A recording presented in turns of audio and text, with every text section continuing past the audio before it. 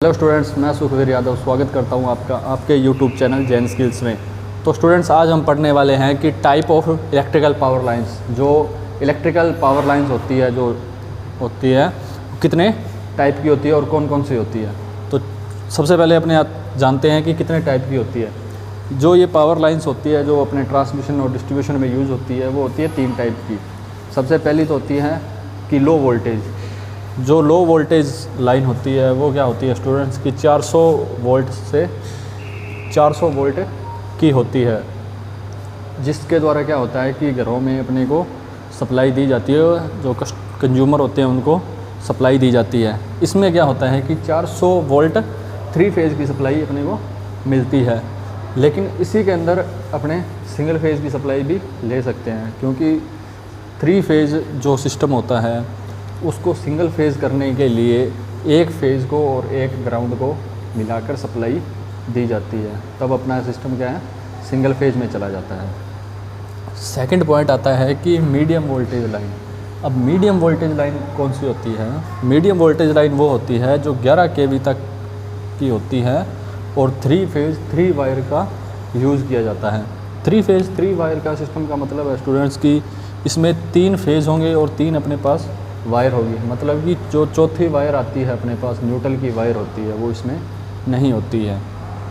और ये जो मीडियम लाइन होती है ये बेसिकली क्या होती है कि जैसे खंभों के ऊपर स्थापित की जाती है, जो पोल्स होते हैं अपने उनके ऊपर स्थापित की जाती है। लेकिन कई बार क्या होता है कि इस मीडियम वोल्टेज लाइन को अपने अंडरग्राउंड भी स्थापित कर सकते हैं, वो आवश्यकता के अनुसार डिपेंड करता है।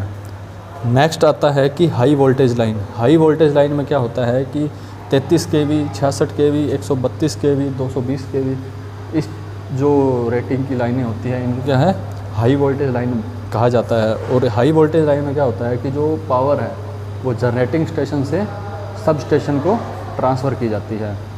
तो स्टूडेंट्स, अब नेक्स्ट टॉपिक आता है कि अपना अंडरग्राउंड केबल। ट्रांसमिशन लाइन के अंदर ओवरहेड लाइन्स अपने ने पढ़ ली है और अब अपनी लाइन आती है कि जो अंडरग्राउंड केबल्स होती है वो किस टाइप की होती है, उनकी वर्किंग और उनकी कंस्ट्रक्शन वगैरह क्या होता है। तो अंडरग्राउंड केबल के अंदर क्या होता है कि जब अपने ज़मीन के अंदर से वायर पास करवाते हैं, वायर डालते हैं, तो उनके कुछ एडवांटेज भी होते हैं, कुछ लाभ भी होते हैं। उसके अंडरग्राउंड केबल में क्या होता है कि एक अपना जो केबल अगर बाहर है तो उस पर वातावरणीय इफ़ेक्ट भी पड़ता है, वातावरण का प्रभाव भी पड़ता है, लेकिन अंडरग्राउंड केबल में अपना वातावरण का प्रभाव नहीं पड़ता। और अंडरग्राउंड केबल होती है उसकी जो ऑपरेटिंग कॉस्ट होती है, जो उसकी लागत होती है वो भी कम होती है। प्लस में क्या होता है कि जो अंडरग्राउंड केबल है वो क्या है जब ज़मीन के अंदर होती है तो उसमें जो दोष आते हैं, उसमें जो फॉल्ट आते हैं, जो मैकेनिकल फॉल्ट आते हैं वो कम होते हैं।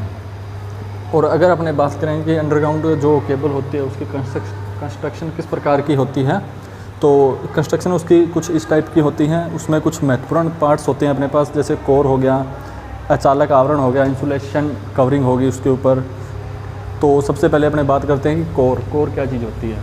कोर वह भाग होता है जिसमें से विद्युत धारा पास होती है, वह वायर जिसमें से विद्युत धारा पास होती है उसको क्या बोलते हैं, कोर बोलते हैं। और इस कोर का जो साइज़ है वो भी विद्युत धारा के जो मान होता है, विद्युत धारा का मान होता है उस पर डिपेंड करता है। क्योंकि क्या होता है कि जब इस कोर में से विद्युत धारा पास होती है तो इसका जो साइज़ है वो डिपेंड करता है कि ये जो कोर है वो कितना करंट वहन कर रही है, कितना करंट लेके जा रही है, उस पर डिपेंड करता है। नेक्स्ट आता है कि जो इसके ऊपर होता है ये अचालक आवरण होता है। ये जो चीज़ होती है इस कोर के ऊपर होती है, इसको क्या बोलते हैं, इंसुलेशन कवरिंग होती है। ये एक टाइप का क्या है, इंसुलेशन होता है। इसमें क्या होता है कि जब ये कोर में से करंट फ्लो होता है तो उसके ऊपर क्या है एक इंसुलेशन परत चढ़ाई जाती है। वो इंसुलेशन परत जो चढ़ाई जाती है उसको क्या बोलते हैं, इंसुलेशन आवरण बोलते हैं इसका। अब नेक्स्ट टॉपिक आता है कि मेटलिक कवच होता है, जो धात्विक कवच होता है। अब धात्विक कवच का मतलब जैसे नाम से ही है कि इसमें एक किसी भी मेटल का कवच चढ़ाया जाता है इस इंसुलेशन आवरण के ऊपर। इसमें क्या होता है कि इंसुलेशन आवरण के ऊपर एक मेटल का कवच चढ़ाया जाता है, जिसके कारण क्या है कि जो अपनी केबल है वो जो यांत्रिक नुकसान है जैसे दबाव है, वातावरणीय इफेक्ट है, उससे क्या है सेफ रहती है, उससे सुरक्षित रहती है। अब इसका नेक्स्ट पार्ट आता है कि बेडिंग। बेडिंग में क्या होता है कि जो धात्विक कवच है उसके ऊपर कोई फाइबर आदि जो अपने पास पदार्थ होता है तो उसका क्या है एक कवर चढ़ाया जाता है इस जो धात्विक कवच है इसकी सुरक्षा के लिए। अब नेक्स्ट आता है आर्मरिंग। आर्मरिंग में क्या होता है कि इस बेंडिंग के ऊपर भी एक कवच चढ़ाया जाता है ताकि जो अपनी ये वायर की ये वाली परत है ये भी सुरक्षित रह सके। और सबसे लास्ट वाली जो अपने परत आती है वो उसको बोलते हैं सर्विंग। इस टाइप से क्या होता है कि जो अपनी अंडरग्राउंड केबल होती है, जो कोर होती है, उस कोर के ऊपर काफ़ी सारी परतें चढ़ाई होती हैं, जिससे क्या होता है इस कोर को कोई भी किसी भी तरह का नुकसान ना हो।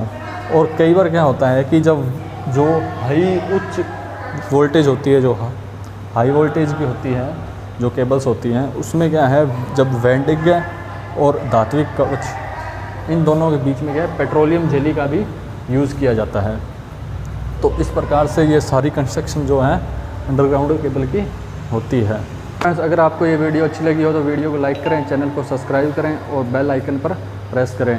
अगर आपको इस वीडियो से कोई भी डाउट है वीडियो में तो आप हमें कमेंट बॉक्स में पूछ सकते हैं या नीचे डिस्क्रिप्शन में दिए हुए नंबर पे कांटेक्ट भी कर सकते हैं। तो मिलते हैं स्टूडेंट्स अगली वीडियो में, तब तक के लिए जय हिंद जय भारत।